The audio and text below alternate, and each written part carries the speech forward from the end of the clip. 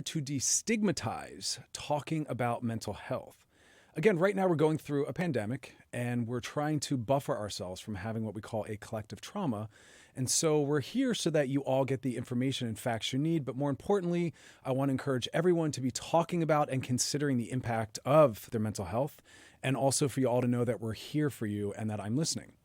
If you want to send a tweet to be part of the conversation, you can do so by tweeting at hashtag I'm listening, and we'll be answering your tweets throughout the show, as well as being joined later by Dr. Milo Dodson to talk about the impact of video games and how they can be a possible resource for stress reduction, as well as talking to Jay Rodriguez about sleep.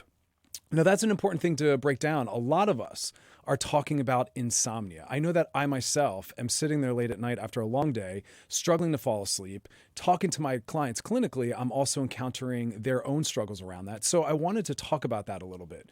You know, right now, with the collective stress that we're all going through, sleep is going to be one of the most important ways and one of the best ways to actually boost your immune system. Sleep has a really important component that helps us drop cortisol levels, which is one of the most powerfully destructive stress hormones, and helps us boost and helps our immune system simmer down and calm down. So we really do want to be taking our sleep patterns seriously. Now, some people are talking about taking sleeping pills and other methods of falling asleep, and you want to understand that natural sleep requires melatonin to fall asleep and GABA to stay asleep, and things like sleeping pills don't allow us to fall asleep and stay asleep in the same ways that natural sleep cycles do. So let's talk about some of the ways that we can work on what we call our sleep hygiene. One of the first ones is we want to limit alcohol. Alcohol is a central nervous depressant, so it might help you fall asleep, but it won't help you stay asleep, nor will it give you a restful night's sleep.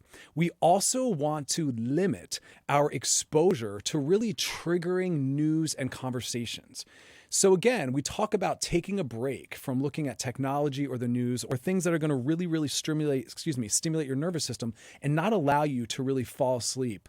And also naps. Now, naps are important throughout the day, but you want to limit them. And you also want to limit them to about 30 minutes and really not have any naps happening close to your bedtime. So what are some of the positive things we can do? Well, it's imperative that you go to sleep and wake up at the same time every day. And I know that that's difficult. We have this thing called time creep. And that's this sense of what time is it? What day is it? And everything throws off our system and the structure that we're used to, but it's imperative. So I'm making sure that I'm going to bed at the same time and waking up at the same time. Also, limiting electronic use in the bedroom. Leave your electronics outside of the bedroom. Make sure that about an hour before you go to sleep, you've turned off the computer, the television, and stayed off your cell phone, because that's another natural way that you're going to really be able to fall asleep. And also paying attention to your anxiety levels. If you're feeling as though you're worrying and stress is spiking before you fall asleep, there's a lot of things we can do, such as really engaging in fun, humorous, joyful conversation. I myself have been doing gratitude lists. That's a really good way to kind of set the tone to fall asleep and to be able to stay asleep.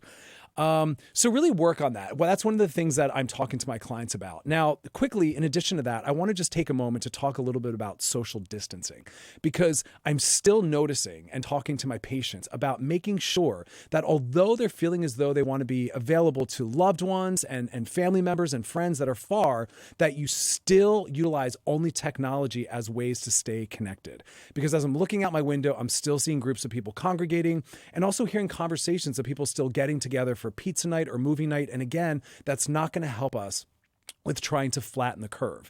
Now, again, I myself have a mother that is of high risk. She's over 65. She has emphysema. And so again, the social distancing is not always about our own health.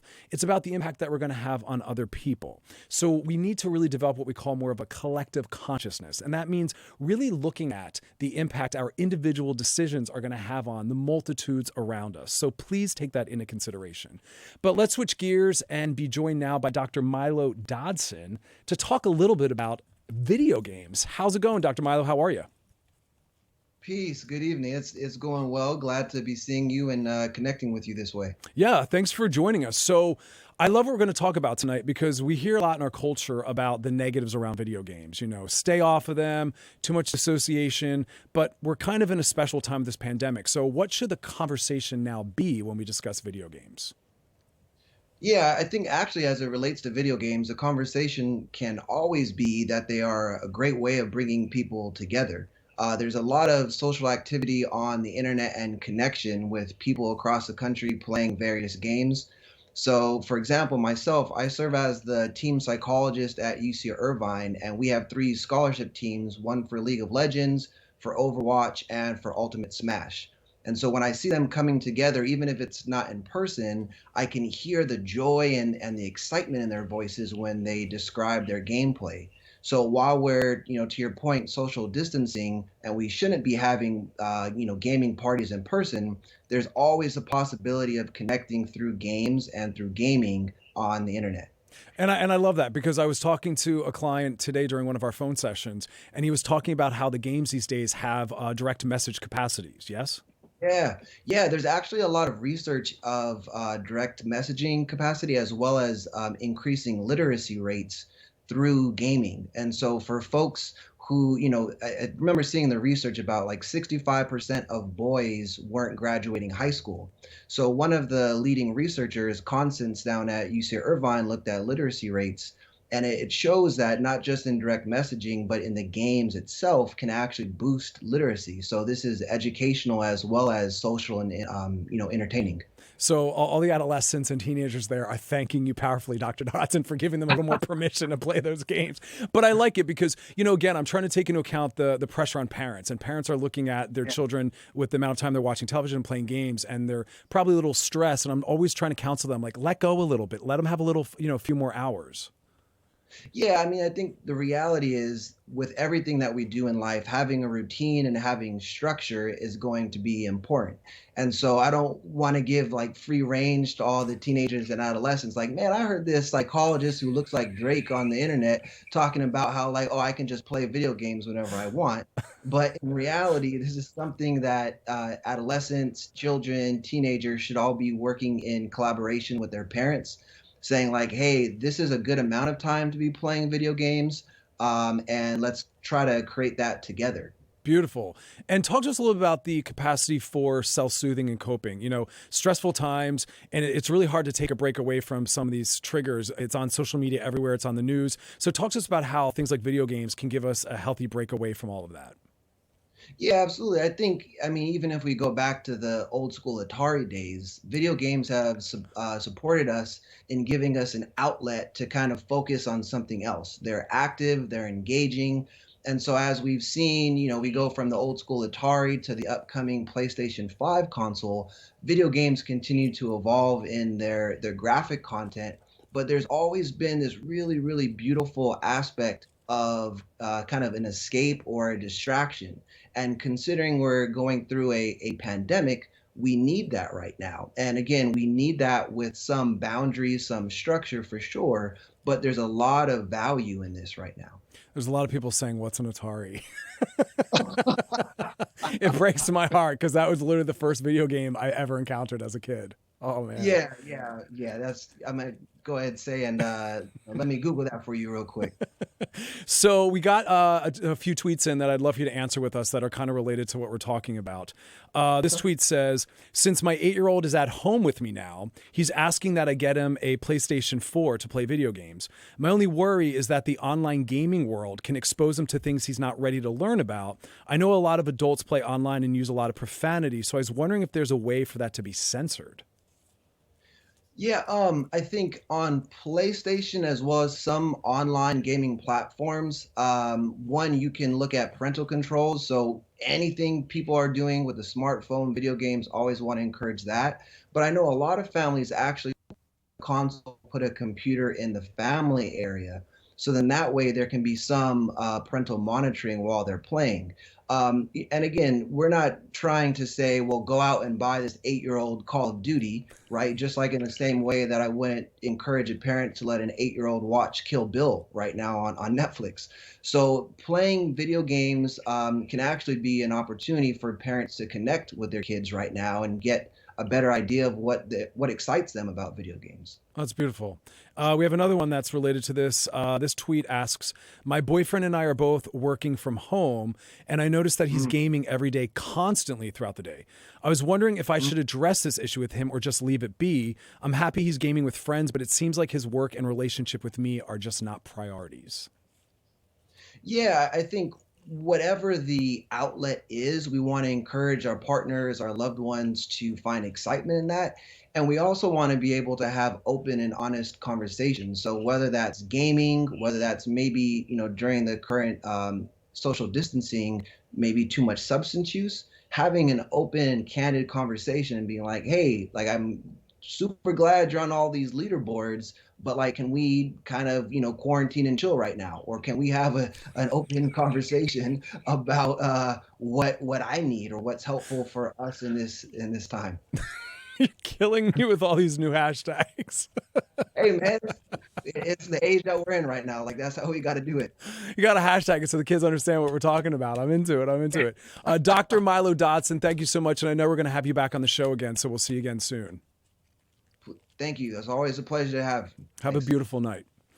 You as well. All right, so you're watching I'm Listening, Stay Connected. I'm Listening is a 365 initiative. We want people to destigmatize talking about mental health.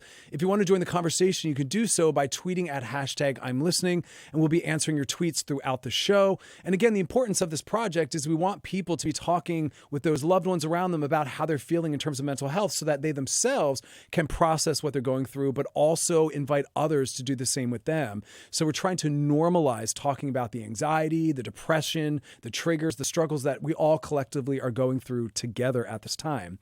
I want to switch gears and talk for a minute about food guilt. This is something that I'm seeing coming in my DMs. I'm seeing it in my clinical practice, and I'm also watching it with the loved ones around me where it's a difficult time. And so people are struggling with the question, I want to be healthy and I want to really be focusing on my physical health, but I'm starting to feel bad about some of the things I'm eating. And I'm reminding people that whenever we're talking about health, we have to make sure we're always considering the impact on mental health as well, right? Because that's the complete definition. So I want people, again, to focus on eating nutrient-dense food that will boost our immune systems, that will help us sleep better, that will help us fight any kind of virus we might be infected with. But I don't want people to be adding another layer of stress by having guilt or shame around consuming things that aren't necessarily part of their normal diet or eating habits. Now's the time to really try to honor and hold both. So if you're eating things you're not comfortable with or familiar with, give yourself a little bit of a break. Because again, spiking those stress hormones by adding that shame or guilt because of some of these coping mechanisms is not going to help your immune system or your mental health. And mental health matters. This social distancing and self-isolation isn't forever. So some of these new coping mechanisms might be what you need right now, but don't feel as though you've completely fallen off track, because as soon as this is over, we'll be able to return to our lifestyles and structures that we're most familiar with. So again, keep remembering, whatever you're struggling with, what is the mental health impact of that? And talking to your friends about these same struggles, because that's going to give them permission and comfort coming to you to talk about it as well. Because right now, the best thing we can do so as to not have this be an ongoing massive trauma is continue to process and connect with those around us on all the things we're struggling with. So again, if you want to join the conversation, hashtag I'm listening. Now we're going to be talking with Jay Rodriguez. But before, we're going to answer a tweet. This tweet says, my partner and I have been drinking a lot lately. We both get moody when we drink, so it hasn't been the best way of coping. But there's nothing else to do, and the stress of everything going down makes us want to drink. Should we be avoiding alcohol? Is what we're doing habit forming? I love this question. I'm seeing tons of posts and memes about it's 5 o'clock somewhere and I'm starting my day drinking, et cetera, et cetera. I have a little concern about it. As we spoke about early in the show, alcohol consumption closer to bedtime is absolutely going to negatively impact the quality of your sleep, and you're not going to feel as rested as if you hadn't had alcohol. And I want people to be thoughtful about, some of the habits and coping mechanisms that they might be getting a little too comfortable and familiar with. So I would be a little aware of the drinking, and I would advise you to try to find some other ways to cope with your boredom, your distraction. And again, if it's a mental health issue where you're feeling anxious or you're feeling depressed, please talk to those around you, reach out to a therapist. A lot of therapists are now, and this is a beautiful thing, they're offering sliding scale and for some even free therapy. So check in on that. But I don't think alcohol is the best way to cope. It can also spike some conflict, right? Alcohol doesn't always bring the best out of us. And so, please be aware of your drinking habits and patterns. We have a phone call. We have Jason from Seattle on the line. Jason, how are you? Welcome to I'm Listening, Stay Connected. Hey, Dr. Chris, how's it going? It's going great. How are you? good, except for my wedding just had to get canceled because of the whole coronavirus thing. And my fiance is super struggling with just the depression of all of it because it's been like almost a year of planning and we had to cancel. And I mean, the other hard part about it too is that, you know, we don't even know when we can reschedule this thing for. And I just want to know how to be there for her. Yeah, and my heart breaks and I empathize. I know that to plan a wedding is a gigantic task. I can't even imagine.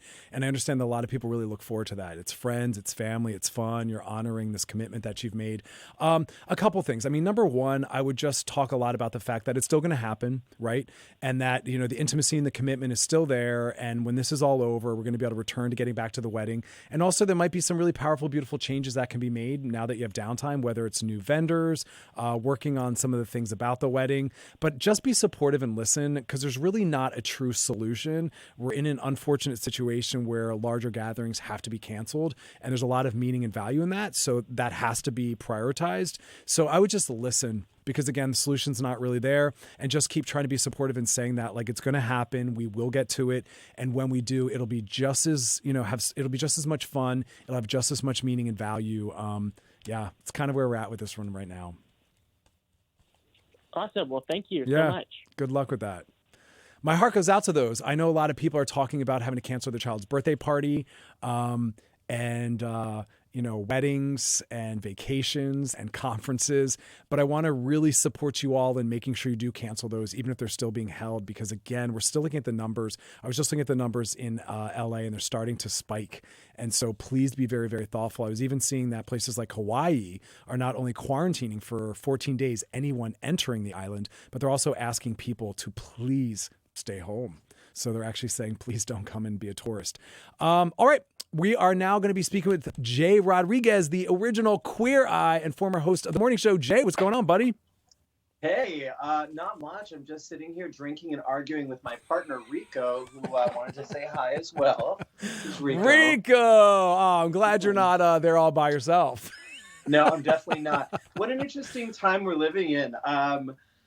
You are really at the epicenter of all this. I mean, you're in a really great position because you have social media, but also you're able to talk to people from all over the U.S. And kind of gauge where we're all at. So thank you for holding our hand during this crazy time. Yeah, we all got to do what we can. And that's what I'm kind of advocating for. If you're a musician, get on there and play us some music. If you're an artist, maybe teach us how to do some art. And again, as a mental health professional, I'm trying to use my social media, curate really positive posts in this show. Are you waiting for Robin's next album? Is that what you're saying, Dr. Chris? I'm waiting for Robin's next album. I also read that Lady Gaga's pushing back the release of her album. So we're got to go without for a minute. Yeah. It's a bummer. So before we get into anything, I just want to personally ask, because I'm trying to make this something that we're getting more comfortable with. I'm Listening's campaign is about destigmatizing, discussing mental health. How is your mental health right now? Okay, so, you know, this schedule's not that foreign for me because as a freelance artist, I jump from job to job. And so generally I'm used to the downtime, certainly not used to being confined to my home. That being said, I've taken the time to really kind of, you know, go through drawers I haven't gone through, organize, paint, all that. I think the tricky thing for me when it comes to mental health is trying to stay level in the fact that I am now really unemployed with no end date for that in sight. And I had a comfortable job, you know, hosting a morning radio show for a while. But after that, I had all this work lined up like many other gig employees around the world. And suddenly there's no safety net and you're just like leaning on savings. And I think those things put together, the financial stress of it all has really kind of prevented me from having really an easier time sleeping. And I know that I'm not alone with that. Also, you know, the sort of Groundhog's Day nature of it all, where every day is starting to feel the same, has been really tricky to navigate. Yeah, and the word we're using clinically in the field is time creep, where it just kind of rolls by. And you don't really have a sense of place or time because you don't have those benchmarks throughout your day that let you know breakfast, which, by the way, lunchtime. Again, I would like to point out is not wildly foreign from my normal, but knowing that everything around that it's not just me. At first, the first couple of days were really like not terrible in the sense that I was like, oh, you guys know what it's like when I'm between jobs, except when you go outside, I have to walk the dog. the world is quieter. You feel more in touch with nature in the middle of a city, because you can't really hear so much traffic or the ambient sounds that the city has, which I think for a lot of people feels lonely. I've been doing my fair share of trying to connect with people via group chats. By the way, didn't even know that multiple platforms, including Facebook, have group chats. I had no idea until my phone started oddly ringing from Facebook, which I'd never seen before. And I picked it up, and it was like 6 friends, and we like chatted for 2 hours. And Dr. Chris, you'll appreciate this because I know you host LoveLine. I went on in public on my IG live. We decided to put it on there. I thought it'd be a fun little thing. A first date. Oh, you IG lived your first date? Yes. And when was this? It was like Friday or something. And the date took place in person, in or your Instagram live stories. Okay. We kind of did it as, because he's a comic and I'm comedical, and he and I were like, well, let's just IG live. But we'd already been kind of flirting for a while, and so we decided just to do it just to be funny, and then it ended up being a date.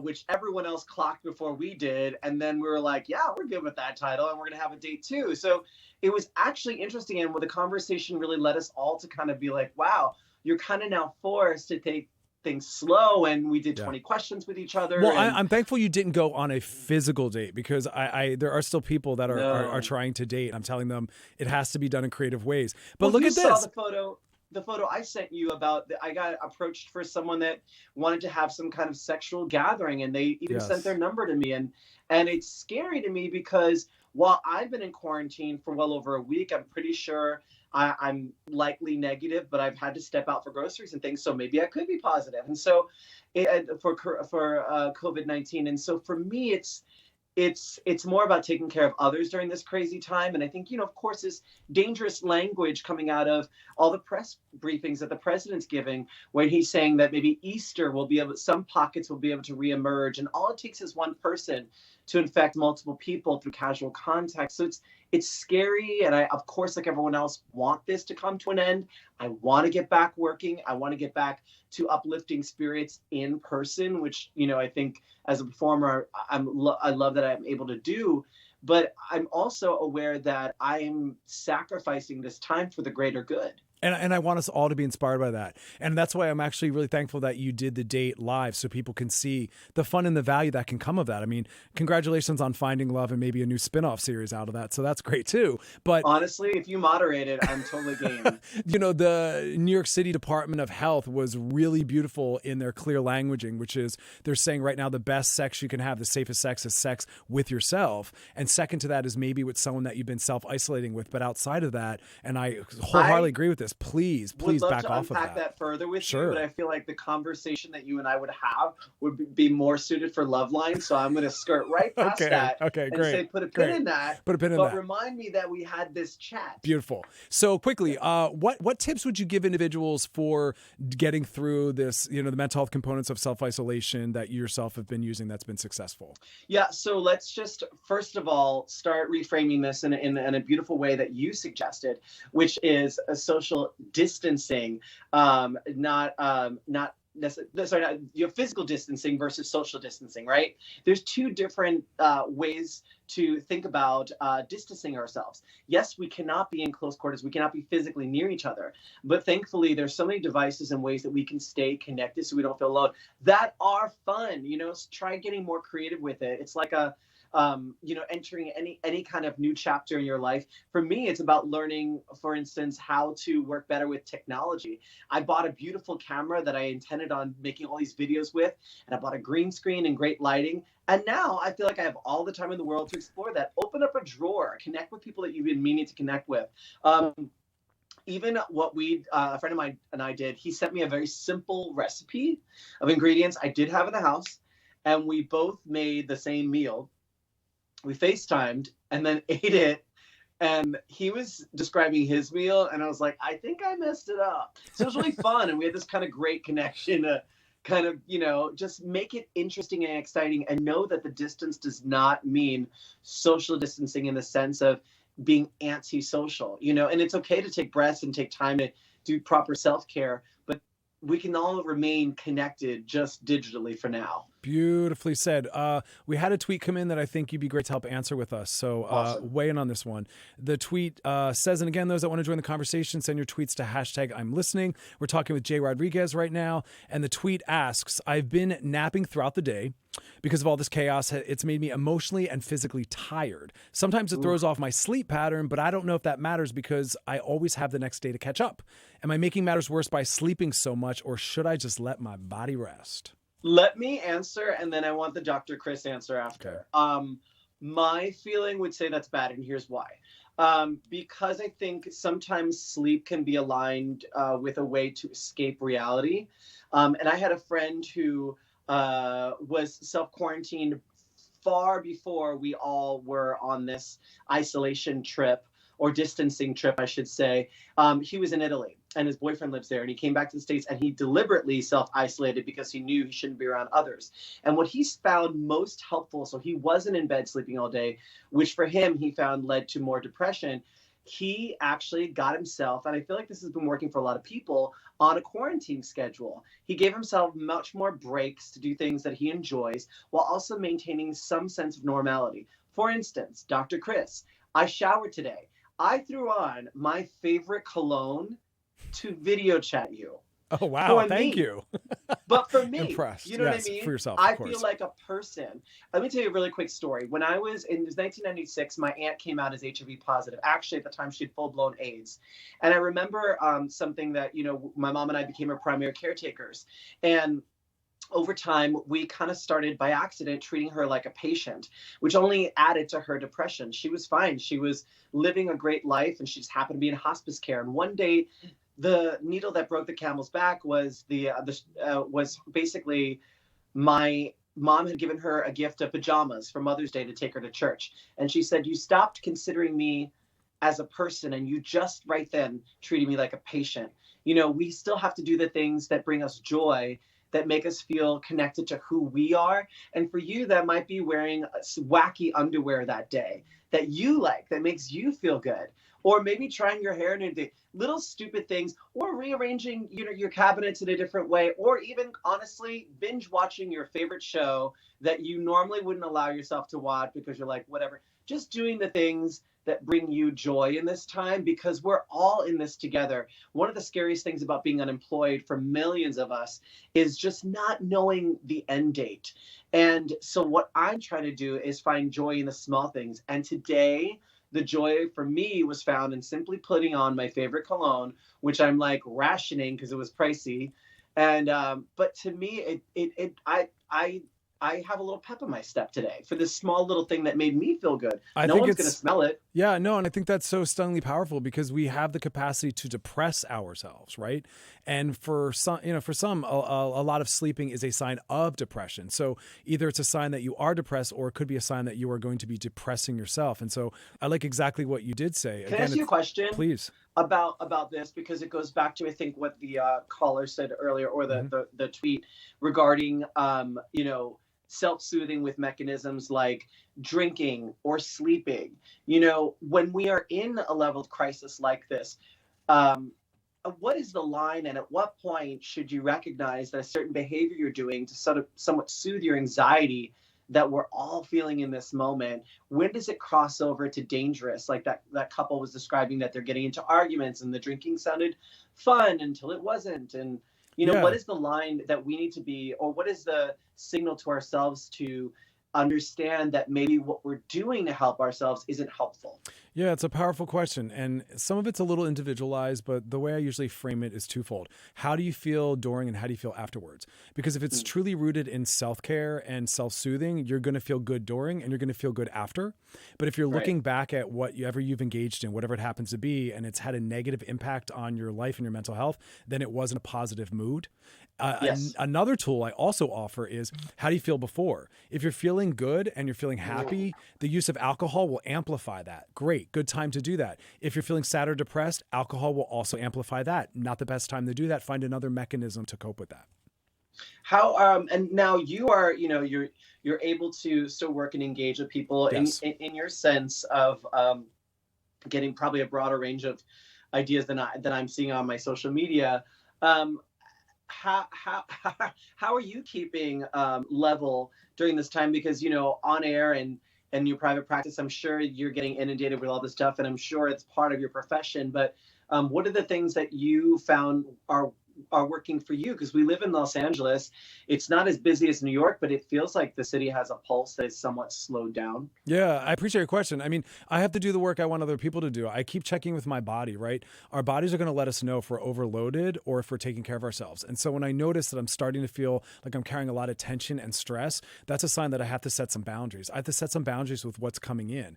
I have to maybe limit the amount of clients I'm seeing that day. I might have to limit the conversations I'm having or the type of conversations. So I've taken hours off where I've said I'm not going to engage in anything that's going to kind of bring me down or feel heavy. And what I'm doing in that time is things that make me feel really solid and nourished. And so I'm cooking meals. I've realized recently, shockingly, You're cooking? I like cooking. Yeah, I know. Everyone's... Yeah, right. So in addition to that, I'm really thankful that I'm living right now in a temporary housing situation that has these gigantic windows. So I'm just staring out into the world. I'm taking myself on isolated walks and getting fresh air. I'm staying connected to friends and loved ones. It's come out of this time that's been so stunning, is reconnecting with friends that I haven't spoken to in a long time. I have a friend in New York that's going to be FaceTime teaching me to knit. Fingers crossed, God bless. I don't know what's going to come out of that, but now, we'll see. Wait a minute. Now, what kind of products will Dr. Chris be knitting? I mean, my That's mind a really good goes to question. LoveLine, Very simple, easy ones. will you be creating little things for your Nugget, your cat? Probably. I'm Books? gonna be giving a lot of knitting gifts. Jay, we're out of time. We're definitely gonna have you back on though. So thank you for your vulnerability tonight. Thank you for joining us. Thank you so much for taking the time to do this. I think it helps us all feel a little less lonely and a little bit more connected. So I appreciate it. And if you happen to be around a TV, April 5th, it's a Sunday night, 10 p.m. The Rookie on ABC. You'll see this guy playing a gentleman who has some mental health issues he needs to work through, but it'll be entertaining. All right. Have an awesome night. Thank you so much, Dr. Chris. See you soon. Thank you. All right. You are watching I'm Listening. Stay connected. If you want to join the conversation, you can do so by tweeting your questions at #I'm Listening. We'll be back tomorrow night at 5 p.m. Pacific Standard Time. That's 8 p.m. Eastern Standard Time. And tomorrow night, we're going to be joined by the iconic Taylor Dane. So definitely tune in for that one. Thank you all for joining us. Remember to focus on self-care and social distancing. You all have an awesome, awesome night.